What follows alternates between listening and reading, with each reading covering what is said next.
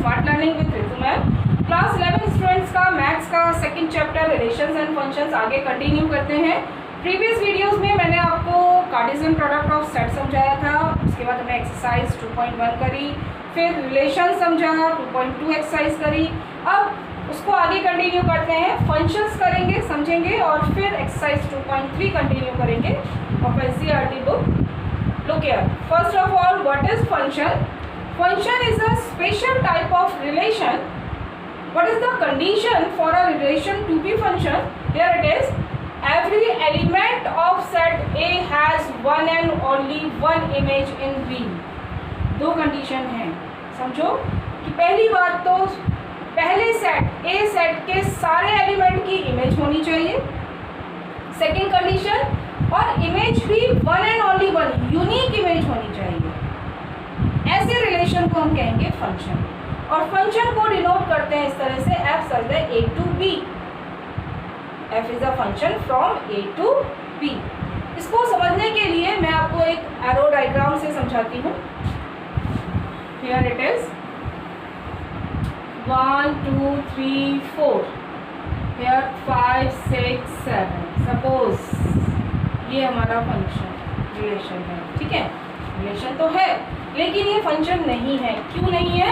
क्योंकि इसमें जो पहला सेट है ए सेट, उसका एक एलिमेंट रह गया जिसकी कोई इमेज नहीं है, तो ये हमारा फंक्शन नहीं है। दूसरी चीज, एक नंबर है 2, दूसरा नंबर है 3, कुछ भी ले सकते हैं, 4 5 6, राइट। सपोज 2 की इमेज 4 है, 2 की इमेज 5 भी है और 3 की इमेज 6 है, ठीक है। आप देखिए 1.2 की 2 इमेज है, 2 से लिंक हो रहा है, that's why it is not a function. Her element की एक ही इमेज होनी चाहिए, वन एंड ओनली वन, और हर एलिमेंट की इमेज होनी चाहिए। कोई एलिमेंट यहाँ पर बचना नहीं चाहिए। ए सेट में बी में बच सकता है, ए में नहीं बचना चाहिए, ठीक है। दोबारा से समझते हैं, क्या कहा था? Every element of set A has one and only one image in B, right? आगे समझिए, अगर कोई एलिमेंट फंक्शन को बिलोंग करता है, आपने पहले ही पढ़ा था रिलेशन में जो एलिमेंट होते हैं वो ऑर्डर्ड पेयर में होते हैं, ठीक है। जैसे अभी आपने यहाँ देखा 2 की इमेज 5 है, ठीक है, तो हम कैसे बोलते हैं, जब हम इसको ऑर्डर्ड पेयर में लिखेंगे तो कैसे लिखेंगे? 2, 5 और 3, 6, इस तरह से लिखते हैं, ठीक है ना। तो 2 की इमेज है 5 और 5 की प्री इमेज है 2। इसे समझो, the image of 2 is 5 and the pre image of 5 is 2, right. Okay, अगर a, b फंक्शन को बिलोंग करता है तो F A equal to B, function में आप x के प्लेस पर a पुट कर दें, then you will get b image, right. So b is called image of a and a is called pre image of b, okay. और इसको clear करते हैं, क्वेश्चंस समझते हैं पहले। एक्सरसाइज 2.3 का फर्स्ट क्वेश्चन है, ध्यान से देखिए। Which of the following relations are functions, right. Give reason if it is a function, find domain and range. First देखिए आप ध्यान से, क्या कहा था मैंने कि कोई भी किसी भी एलिमेंट की, फर्स्ट सेट के किसी भी एलिमेंट की 2 इमेज नहीं होनी चाहिए, वन एंड ओनली वन। अगर हम मैं रोस्टर फॉर्म में कहूँ तो क्या कहेंगे? फर्स्ट एलिमेंट रिपीट नहीं होना चाहिए, सेकंड हो सकता है, फर्स्ट रिपीट ना हो। 2 5 8 11 14 17, यस, कहीं रिपीट नहीं हो रहा है। Every element has one and only one image, that's why this relation is a function। and what is domain and range? domain is the first element, ये हमने relations में भी समझा था, and range is second element। तो second element सबके 1 है, so range is 1, ठीक। अब देखिए नेक्स्ट पार्ट, थर्ड पार्ट, 1, 3, 1, 5, 2, 5, क्या हो रहा है? देखिए 1 की 2 इमेज है, 1 की इमेज 3 भी है, 1 की इमेज 5 भी है, that's why this is not a function। किस तरह से लिखेंगे इसको? since the element 1 has 2 images 3 and 5, so this relation is not a function। और अगर फंक्शन नहीं है then आपको डोमेन और रेंज बताने की ज़रूरत नहीं है। अगर फंक्शन है then you have to tell what is domain and range. ठीक है, सो आप इसका सेकेंड पार्ट करना, एग्जाम्पल करेंगे 10 एंड 11। आगे कंटिन्यू करते हैं। आगे के कुछ question number 3, very simple. f(x) is given, you have to find f0, f7 and f of -3. Put the value in place of x. f0 है तो x के प्लेस पर 0 पुट कर दीजिए, f7 में 7 पुट कर दिए। मैंने एक पार्ट करके दिखाया f of -3, x के प्लेस पर आपको -3 पुट करना है, 2 of -3 -5 सॉल्व कर दिए, यू गेट द आंसर। ठीक है, यहाँ पर आप क्या कहेंगे, the image of -3 is -11 and pre-image of -11 is -3, right? Next देखिए क्वेश्चन नंबर 4, अगेन उसी तरह से क्वेश्चन है। आपको टेम्परेचर सेंटीग्रेड और फ़ारेनहाइट में रिलेशन गिवन है, ये आपको पता ही है। 9/5 इंटू सी प्लस 32 होता है फ़ारेनहाइट में अगर चेंज करना हो तो। Now you have to tell T0, T28, T of -10 and find the value of C when TC equal to 212। तो 2 पार्ट करे हैं, देखिए ध्यान से। T of -10 कुछ नहीं करना है, आपको C के प्लेस पर -10 पुट करना है और आगे सिंप्लीफाई करना है, you get the answer, right. Next देखिए, आपको TC गिवन था 212, बाकी के 2 पार्ट आप लोग करिएगा अपने आप।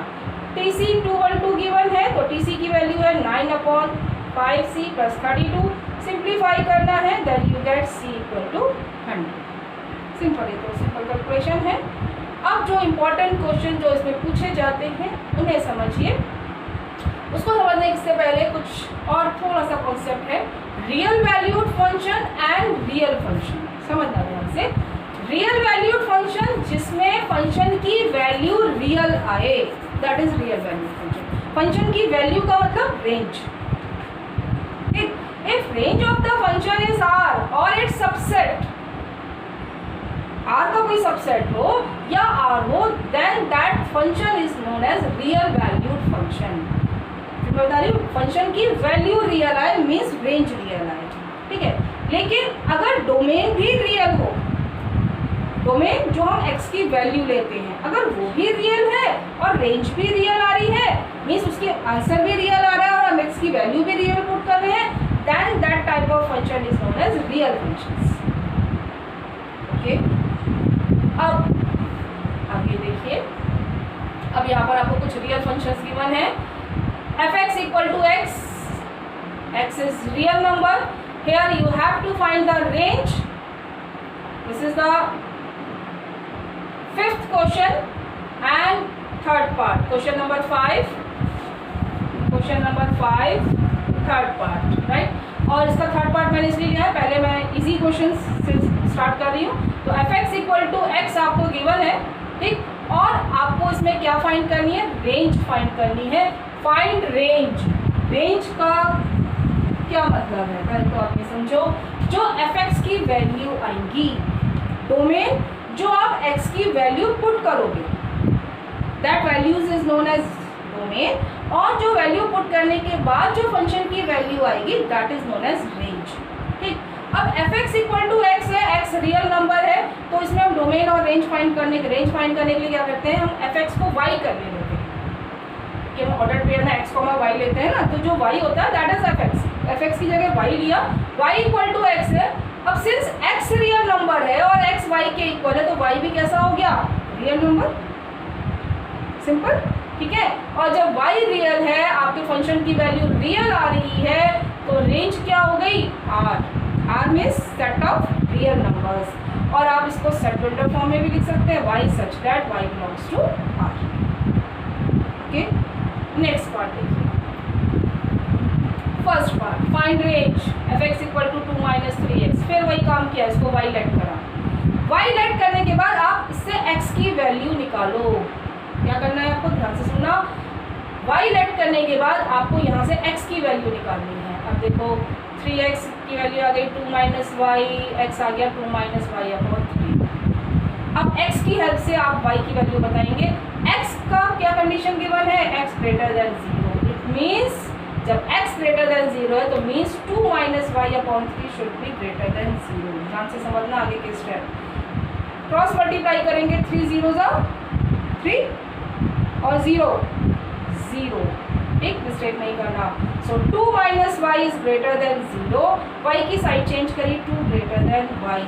अब समझो वाई की वैल्यू, अब एक चीज़ बता दूँ, ये साइन हमारा ये ग्रेटर होता है इधर, ठीक है, जैसे अगर हमें x ये साइन है तो x is greater than y, ठीक है, और हम उल्टा बोले y is less than x, ठीक है, this sign is less than, इसमें तो कुछ स्टूडेंट्स कंफ्यूज होते हैं, ठीक, तो x is greater than y, और अगर उल्टा कहें तो y is less than x, ठीक, तो मैं यहाँ पर ये कह सकती कि y इज लेस देन 2। अब y 2 से छोटा होना चाहिए, 2 के इक्वल नहीं है।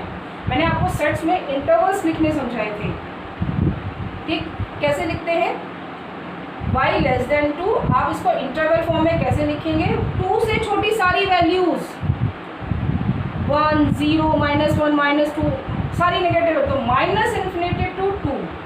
और क्या बताया था कि अगर इक्वल साइन है तो आप बिग ब्रैकेट लगाएंगे, अदरवाइज स्मॉल ब्रैकेट लगेगा। यहाँ पर स्मॉल ब्रैकेट का मतलब होता है कि 2 इंक्लूडेड नहीं है, और इनफाइनाइट के साथ तो हमेशा स्मॉल ब्रैकेट आता है, ठीक है। और सेट बिल्डर फॉर्म में भी आप बता सकते हैं y such that y belongs to R, y less than 2, right. अब next part, y equal to x square plus 2, फिर उसी तरह से क्या बताया था आपको, fx आपको गिवन है, y लेट किया इसको, ठीक, यहाँ से x की value X square equal to y minus 2, x आ गया प्लस माइनस √1 माइनस 2, राइट। आगे देखिए, अब यहाँ समझिए x रियल नंबर है, रियल नंबर है तो इट मीन्स ये नंबर रियल कब आएगा, ये हमारा ये वैल्यू रियल कब आएगी, जब रूट के अंदर वैल्यू पॉजिटिव नॉन नेगेटिव हो, पॉजिटिव हो या 0 हो, ठीक है, तो हम उसको कहते हैं नॉन नेगेटिव। नेगेटिव नंबर नहीं आना चाहिए, हम √-4 की वैल्यू अभी नहीं निकाल सकते, निकाल सकते हैं, ये कॉम्प्लेक्स नंबर होता है जो अभी आगे आपका 11th में ही एक डिफरेंट चैप्टर है, उसमें हम बताएंगे कि -√4 को भी हम कैसे सॉल्व करते हैं। That number is not real, ठीक है, ये इमेजनरी नंबर हो जाता है, इसको हम बाद में कंसिडर करेंगे। अभी आप ये समझो कि आप रियल अंडर रूट में अगर कोई नंबर है तो उसकी आप रियल वैल्यू नहीं निकाल सकते हैं, ठीक, उसकी इमेजनरी वैल्यू आती है, ठीक है, रियल नहीं आएगी। तो अगर ये रियल है तो क्या होना चाहिए, जो रूट के अंदर का नंबर है y minus 2, it should be greater than and equal to 0, negative नहीं होना चाहिए। 0 हो सकता है, 0 का रूट 0, या पॉजिटिव होगा, निगेटिव नहीं होगा, ठीक। तो y minus 2 greater than equal to 2, तो यहाँ से वैल्यू आ गई y is greater than equal to 2। 2 से बड़ा कुछ भी हो सकता है, 2 3 4 और बीच के नंबर्स भी, पॉइंट में भी सब कुछ, तो हम कैसे लिखेंगे 2, और 2 के साथ आप यहाँ देखो बिग ब्रैकेट लगेगा, क्यों, क्योंकि इक्वल साइन 2 इंक्लूडेड है, राइट। और अगर सेट बिल्डर फॉर्म में लिखना चाहे y such that y belongs to R, y greater than equal to 2, okay. Next देखिए, next is these two parts, first and second part of question number 2, very important. Find domain and range of real function fx equal to minus of this sign is known as double danda, this is known as mod sign, mod x। और इस mod का क्या function होता है उसको भी समझो। mod 2 अगर है तो इसकी वैल्यू 2 होगी, अगर mod ऑफ -2 है तो इसकी वैल्यू 2 होगी। तो मतलब क्या करता है, ये निगेटिव वैल्यूज को पॉजिटिव में चेंज कर देता है। अभी हम इसका ग्राफ वगैरह सब आगे समझेंगे, ठीक। अभी फिलहाल आप ये समझो कि mod साइन अगर वैल्यू निगेटिव है तो उसको पॉजिटिव कर देता है, ठीक है। तो आप देखो यहाँ पर, तो डोमेन क्या क्या होगा, यहाँ पर आपको डोमेन और रेंज दोनों बताने हैं। डोमेन क्या होगा, आप x की क्या क्या वैल्यूज ले सकते हो, वो भी ले सकते हैं, ठीक। तो डोमेन तो आ गया R, set of real numbers. अब रेंज की बात करते हैं, जब आप x की वैल्यू पुट करोगे, पॉजिटिव पुट करोगे तो mod x तो पॉजिटिव आएगा, लेकिन आगे माइनस साइन है तो वैल्यू नेगेटिव हो जाएगी। अब अगर आप नेगेटिव वैल्यू पुट करते हो तो negative since minus of mod of -2 equal to 2 होता है, ठीक है ना। तो अगर आपने माइनस पुट भी करा है तो भी वैल्यू पॉजिटिव होगी, लेकिन आगे के माइनस साइन की वजह से वैल्यू नेगेटिव ही आएगी, ठीक है। तो आपके पास क्या क्या वैल्यूज आ रही हैं, सारी नेगेटिव वैल्यूज और जीरो भी आ सकती है, ठीक है। तो -∞ to 0 जब भी आप, और समझो जब भी आप इस तरह से इंटरवल में लिखते हो तो पहली वैल्यू लोअर वैल्यू होती है, फिर उसके बाद सेकंड जो वैल्यू होती है वो अपर वैल्यू होती है, ठीक है। जैसे आपको यहाँ पर लिखना था 0 से छोटे सारे नेगेटिव, ठीक है, 0 से छोटी वैल्यूज, तो पहली वैल्यू आपकी -∞ आएगी और फिर 0। 2 से बड़ी सारी वैल्यूज लेनी है तो पहले छोटी वैल्यू फिर बड़ी वैल्यू, ठीक है, ओके।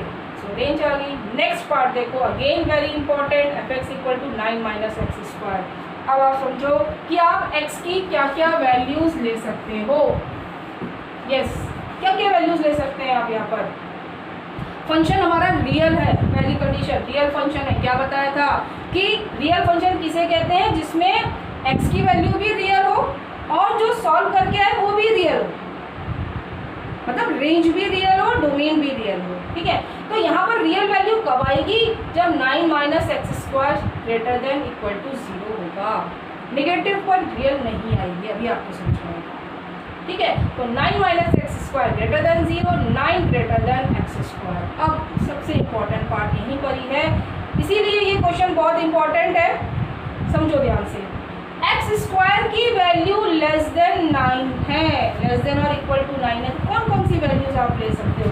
अगर मैं इसको नंबर लाइन पर बनाती हूँ, देखिए ध्यान से, ये 0 लिया, पेयर 1, पेयर 2, पेयर 3, पेयर -1, -2, -3 और आगे ले लेते हैं -4, इधर लेते हैं 4, ठीक। अब आप बताओ x की कौन कौन सी वैल्यूज इस इनइक्वलिटी को सेटिस्फाई करेंगी। x² less than equal to 9 होना चाहिए, उसका स्क्वायर करके 9 या 9 से छोटा नंबर आना चाहिए। तो किन किन को करके आ रहा है, -3 का स्क्वायर 9 होता है, -2 स्क्वायर 4 हो गया, -1। तो आप देखो जरा ध्यान से, यहाँ देखेंगे कौन कौन सी वैल्यूज आ रही हैं, ये और ये, बस ये वाली वैल्यूज आ रही है, ठीक है। इसके अलावा 3 से बड़ी वैल्यू लोगे, 3.1 भी लोगे तो मोर देन स्क्वायर का मोर देन 9 आएगा।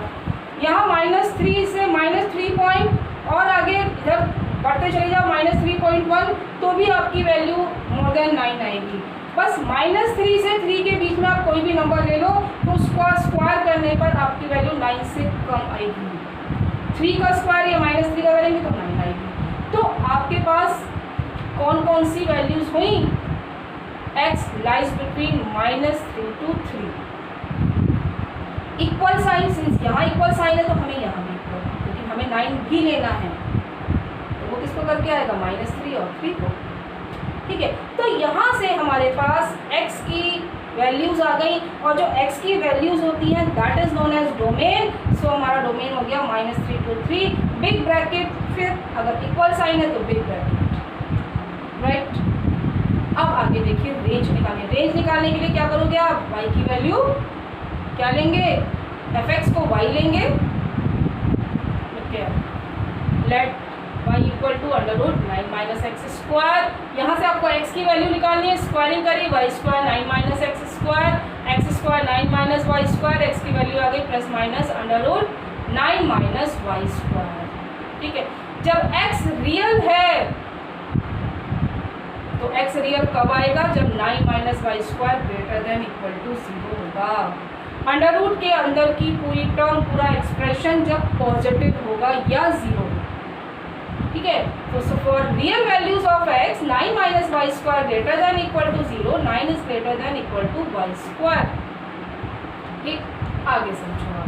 फिर उसी तरह से अभी आपको समझाया, जैसे वहाँ पर आया था 9 > x², यहाँ भी 9 > y² आया। तो यहाँ से y की वैल्यू क्या क्या आ गई, लाइज बिटवीन -3 to 3, ठीक। अभी ये फाइनल आंसर नहीं है। अब आप क्या समझेंगे कि क्या y की वैल्यू नेगेटिव हो सकती है, सोचो ध्यान से, जो हमारी y है वो that is under root 9 minus X square. y की वैल्यू जैसे अंडर रूट कुछ भी ले लें आप, अंडर रूट 4 ले लें या अंडर रूट कुछ भी नंबर ले लें, क्या वो वैल्यू नेगेटिव आएगी?